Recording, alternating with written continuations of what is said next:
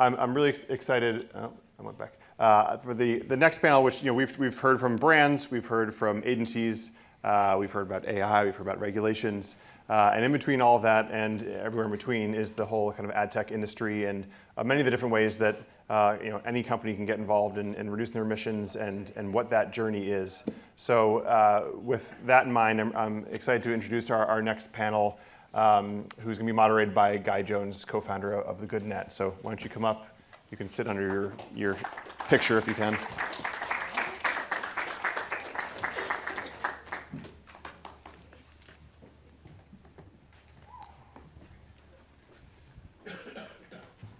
Hello. Is this on? Yeah, good, this is on. You're almost there. We're at the end of the day. In the spring, I went to New York to present at the Green Media Summit there, and I did a fantastic presentation, even if I do say so myself. I was last on. I sat there for about 8 hours, just quaking with fear before I had to go on and do my thing. And I said to Frank, I would love to do this again, but just don't put me on last. Thanks, man. Thanks for that. So this is the last panel of the day. We're going to keep it high energy. My usual promise in these things is that we will give you some time back, so we may even be under time on this, depending on how snappy we are with our answers. 50% of the panel, I won't tell you who, have quite severe colds, but the energy, you will not be able to tell that as we go on. So I'm Guy. I'm the co-founder of the GoodNet. We are a business that measures ESG and performance in digital advertising, and we've got a phenomenal group of people here today from all different sort of shapes and sizes of business, and they can tell you a little bit about themselves as they go along.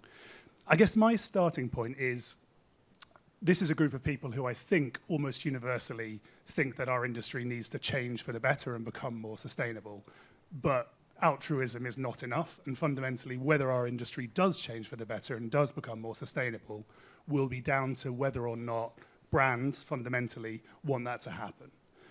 We've heard from the brand panel earlier, we've heard from agencies, and there does seem to be a sense that although there are obstacles and there are challenges, there is a genuine sense that many, many brands, probably most brands, through their organizations and now increasingly into media and marketing are focused on operating more sustainably.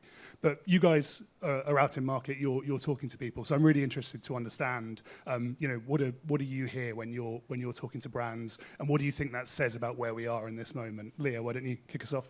Yeah. Just want to point out that I'm Lea, she's not Lea. But I've been is this on? Yeah, I've been rebranded. Yes. What an honour to also be Lea. So yes, to answer the question, we do see sustainability a lot in our clients' requests. Obviously, we work with a lot of destination marketing organizations, and we've seen that about 65% of those clients name climate change as their top strategic priority. And we can definitely see that in the briefs we receive where they ask us to help them, for example, promote responsible travel to their destinations. We are also seeing this from other categories. As we said this morning, not this morning, earlier today, a lot of brands now have sustainability commitments and goals. So that's something that we see translating into the briefs we receive for a lot of other categories. Our biggest client, which is an OTA, does have strong sustainability commitments, and we can see that this trickles down to the marketing budgets, and that's something that we are definitely seeing a lot. Last year, we started tracking those briefs that did include a sustainability ask, and we saw that they were worth about $20 million. So significant. Yeah, that's really, really interesting. I think there's sometimes a perception that that's not the case, and it's really interesting to hear from a sort of specific media owner how important it is within your business. Obviously, at Google, you speak to all shapes and sizes of brands, so really interested, Nadia, in your perspective. Yeah. Yes, can you guys hear me okay? Awesome, okay. I think our story is actually very similar to Lea. I would say, I think just there have been a couple of touch points throughout the few sessions that I've been in, and Stephen Woodford's mention of the decarbonization report. There was another stat he didn't mention, where it's, I think, 85% of corporations that established net zero and climate commitments are still keeping track with those. The same is true for Google. The same is true for the majority of our customers. And so we're seeing the continued demand from our partners, particularly as it relates to how can they better measure the carbon impact of the advertising. So earlier this year, we launched a carbon footprint reporting tool that allows our partners to do that. I think that's really where the momentum is continuing strongly, especially with GMSF.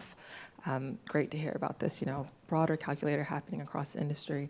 I think what I'd like to see happen next, you brought up that brands sort of have the power in terms of choosing whether to respond to sustainability or not. I would say that's actually categorically false. If you look at the trends, consumers are increasingly choosing brands based on those sustainability characteristics, right? And so those broad claims of we're green just because we care is not going to be enough. Folks want to know, how are you green? What is it within your product that makes it more sustainable or more environmentally friendly than what you offered previously? Ipsos has a lot of great research on this. If you're looking for great claims and stats to help take this to your stakeholders, my favorite is they released a survey about a month ago, I believe, on Gen Z. And what they found is that 1 in 2 people who are consumers who are Gen Z and even some millennials are already choosing brands that they've never used before over their standard go-to brand. So that's just to say that the train has already left the station. People are already very conscious of climate change and of sustainability, and really looking at their spending power. And that's where we need to be ahead of this. That's really interesting. So the pressure rolls all the way down from consumers through the brand and then into the players in our industry. Sarah. Thank you. Hi, everyone. I'm Sara Vincent. I'm the UK MD for Utiq. For those that don't know, you talked about different sizes of organisation here. We are a telco joint venture using telco infrastructure to bring a persistent ID at scale to the open web. Pretty new business. And I think your question on what we see in market, and are the clients demanding more sustainability? It's weird for us to say, but we probably don't see enough demand, and we don't have enough demanding clients in that respect. Yes, we hear today a lot about there is many brands that are committed to sustainability. There's many initiatives happening. It's very much in the forefront for everyone here. But I think outside of these events, I don't think it's quite as much at the top of the agenda like it used to be. 18 months ago, any industry event that I was going to, sustainability was on. There was a panel dedicated to sustainability. It was mentioned throughout the day as well. There was numerous, column inches dedicated to it, and I think that has changed a bit. And I believe there's a few reasons for that. Very much, we talked about the environment today, the global stage where you've got political leaders talking, or in at odds to that effect. And I feel like it's taken a bit of a backseat, and it's come really through economic pressures within our industry across the world, actually. But to mean that sustainability it's really difficult for it to remain at the top of the agenda. That's all a bit doom and gloom. But on the positive side of that, what I actually think is that, and it's been said today as well already, that if we move away from the rhetoric of sustainability and replace that word with efficiency, then that is absolutely top of mind, because in the very pressured environment in which we operate today, we are, the budgets are very tight, revenue targets are very high, employment is there's lots of redundancies happening. We're having to do less with more, or more with less, and so I think it's almost changed the rhetoric around it. If you think about sustainability equal efficiency, we are it's very much the top of the agenda, and that's coming from brands, whether they have published, printed, established goals around sustainability, or just businesses trying to do better and trying to reduce waste, trying to make their money go further as well. Yeah, I think that's really interesting. I mean, even in such a sort of a small panel like this, that we've got quite different experiences of what brands are asking for. But I think that point around efficiency is a good one, and maybe broader, it's about performance. And I think we heard from Tasha at Spotify earlier. I think Lisa at GiftGaff, I've heard you speak previously. B at Publicis said there are millions of proof points now that sustainability doesn't have to come at the expense of performance. And actually, in my business, we sit on a big old data set that says that actually it can be a driver of performance. But still, we will be out in market and we will talk to people who will say some flavour of, this isn't a priority for us because my brand just cares about ROI. And actually, so there's still this misconception, this perception that those things maybe don't work in tandem. So Nadia, I mean, what does the data say from your side? You know, is it a trade-off with performance when you're trying to operate more sustainably, or can those two things work together? Yeah, I think we're kind of in a transitional period where, to the earlier point, like a couple years ago, it was very sexy and trendy, right, to talk about sustainability. Whereas now, it's no longer sexy or trendy. It's actually a little bit risky. And, you know, there are loads of reasons that have already been said earlier today. But I think, you know, really, we're at this moment where we need to be looking at how we're embedding sustainability into our marketing mix so that it's no longer an either or seen as this trade-off. It's a yes and. I think we've done this really well from the media measurement point of view. So we have quite a few case studies, even with working with our partners. One that comes to mind for me is EDF. They worked with Green Bids. I think Tasha's in the room. Spotify also worked with Green Bids, and they have loads of, you know, really powerful metrics as to increasing their ROI while decreasing the carbon footprint of those, you know, ads, and that's by incorporating those carbon signals into the standard sort of buying signals that you would use, right? It has that knock-on positive effect. And so I think the same can be applied to the creative as well. Within our own marketing organization, we've partnered with Project Drawdown. They gave us loads of great sort of tips and tricks as to how you can incorporate sustainability behaviors into your ad campaigns. And so when we launched Google Lens a few earlier this year, we actually, you know, made sure that we portrayed different sort of eco-conscious behaviors. We had someone who she's a woman who she's, you know, very strong at surfing, and she spoke about how she, you know, is really conscious of her eco footprint, and she's using another tool that we have to, you know, find a hotel when she's going to surf competitions where it's an eco-friendly hotel, right? But it's also still while, you know, showcasing our product and having that also be top of mind. So there are different ways that you can fuse and embed sustainability into your creative, and I think that's the direction that we need to go next, where it's a yes and rather than an either or. Sarah, you were itching to respond to that question. I'm furious when I didn't throw it to you, so this better be good. Let's go. No, not furious. I think it's there's still the misperception that sustainability or being responsible comes at odds with performance. And like we come from a position where we focus a lot on responsible advertising. We want to work in an industry that is responsible. We talk a lot about privacy compliance and consent. So that's like the core of our service. So we have the same challenge there. So you know, the thought that to be privacy compliant is going to have an impact on the business and it will be detrimental is just a misunderstanding and takes more education. So we're already doing that in the market anyway. It's the same thing, I think, around sustainability when you figure out, okay, they're not at odds with each other. They cannot ever be at odds with each other, or they cannot be going forward, because that will just never work, and it will never be something that's widely adopted unless it becomes absolutely core to the way that brands, the way that agencies and advertisers are approaching their marketing. So yeah, we've seen the struggle, but I think that there's a really good way of telling that story in a way that resonates. And you mentioned earlier, it's, to be really frank, it's down to the dollar, right? It's down to performance. You talk the language of the marketers, the brands. Look at this, like through this, these paths which have been more efficient, we've been able to drive these better outcomes. You back this up with data. They're happy, you know, they look good to they can take that back, they've done their job.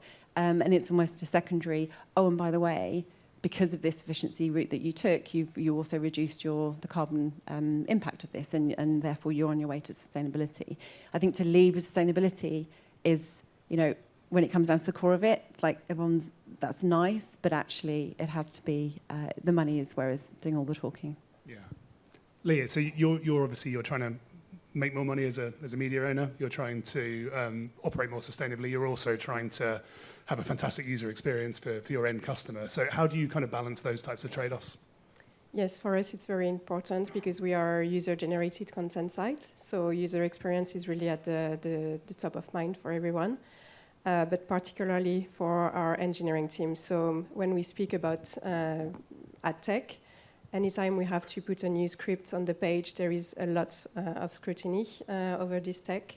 and even more so when it's green tech, because it's seen as not revenue driving, which is not true, but that's the kind of misconception we have to fight.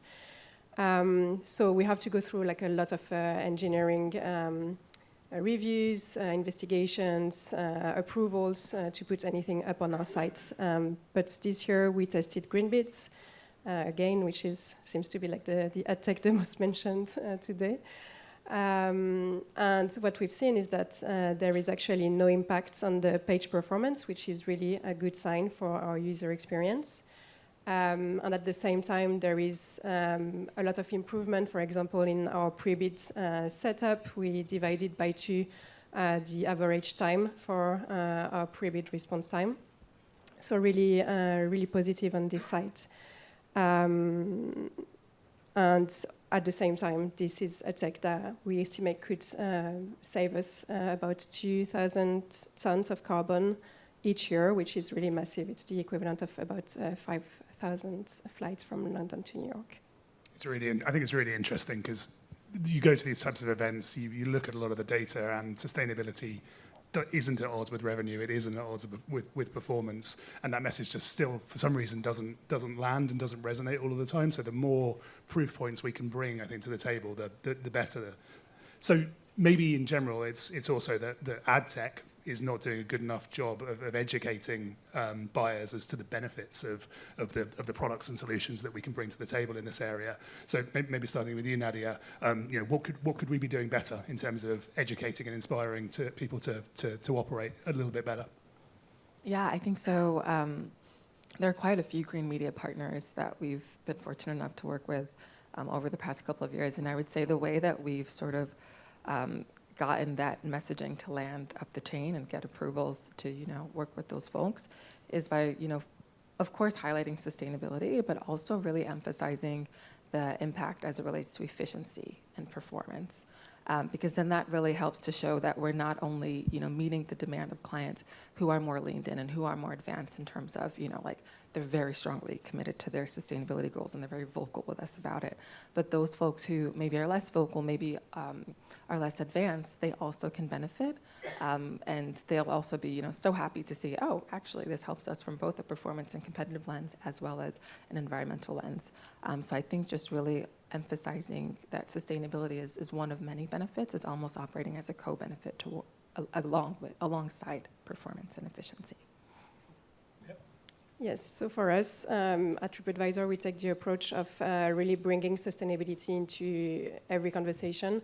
For example, we provide carbon measurement for every campaign we do on the site, and that's an insight that our account managers put in the decks in front of clients, even if that's not something that the client has asked. And this is something we feel is really important to educate them and realize the impact of their campaigns. We also make sure that any solution we provide around sustainability is free of charge. So it's easy for the client to buy into those solutions, and they don't see it as something that they have to, provide specific budget for, or like it's a higher CPM or anything. And also, similarly, like we try to present sustainability as a way to reduce waste and to improve performance as well. Sarah? Yeah, I think it's all of that. And as I said before, like if you go with data points and with reporting that can prove the data you're presenting or case studies, it's really compelling. And I think the other thing is that there's maybe a lack of awareness also across clients where they can actually gain efficiency. They may think what they're doing already is quite efficient, and they don't necessarily look to certain areas of the supply chain to see how they can improve further because they think that efficiency is already there. Again, it's like we spend time talking about fraudulent traffic, like the amount of money. And I joined a call recently. It was Nisbar call, and one of the brands on there was talking about the fact that there's about a 30% of their budget's wasted on fraudulent traffic and bots.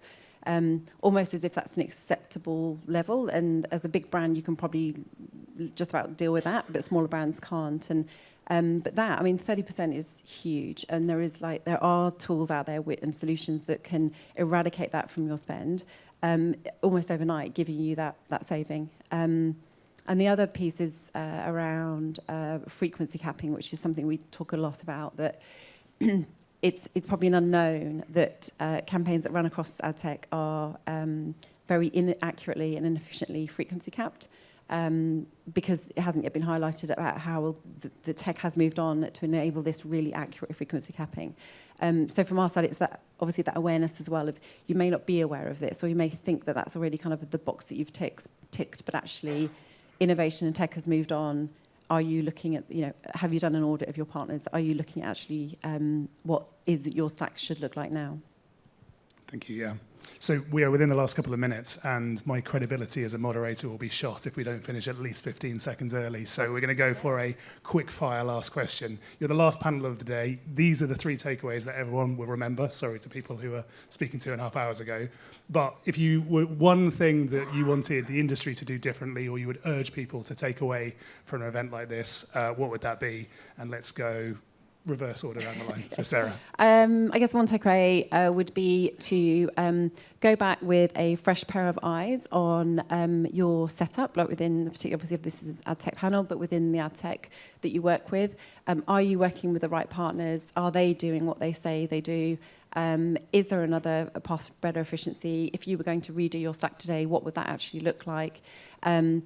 We talk a lot about the bloated middle of ad tech, and we're all, I guess, responsible for that.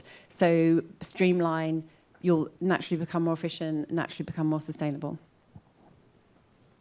I want to go back to the call to action that was made in the keynote this morning. So I would encourage everyone to take individual responsibility and take action. So I think the first panel, the brand panel, was discussing how to translate corporate sustainability strategy into actions. I think we don't need even to have a corporate sustainability strategy to make an impact. At TripAdvisor, we don't have specific environmental sustainability goals or commitments. But we are doing a lot from our own areas of responsibilities. So we created a sustainability task force in the media business, and that's how we were able to make a lot of impact, be it like carbon measurement, carbon reduction, and client offerings. Yeah, just building onto that, actually, I would say definitely find your people within the organization. We also have a working group that's tasked specifically to focus on sustainability within the advertising space. I think also following the data, knowing the data. If you know your customers, you know your products, then you can look at and try and find those touch points, right, where it's, we can see the connections between sustainability from both a customer, consumer, and product lens. And then again, I just think, let's stop thinking about sustainability as a standalone sort of campaign that we need to land. Like, how can we, almost like just push it in the back door of like having the sustainability angle. And then when you get your data reports, you can say, hey, actually, we saw that on this metric, it improved. And then you can, go for something bigger the next time around. Good. And I'm going to leave you with one as well, so that I have the last word, which I enjoy, which is, it's not about ripping it up and starting again. I think it came out of the brand panel this morning. It's perfectly possible to incorporate more sustainable practices into the way that we do our jobs, to test, to learn, and to scale as the data proves that they work. So it doesn't have to be big and scary. It's about improvement gradually and incrementally over time. Thank you very much, guys.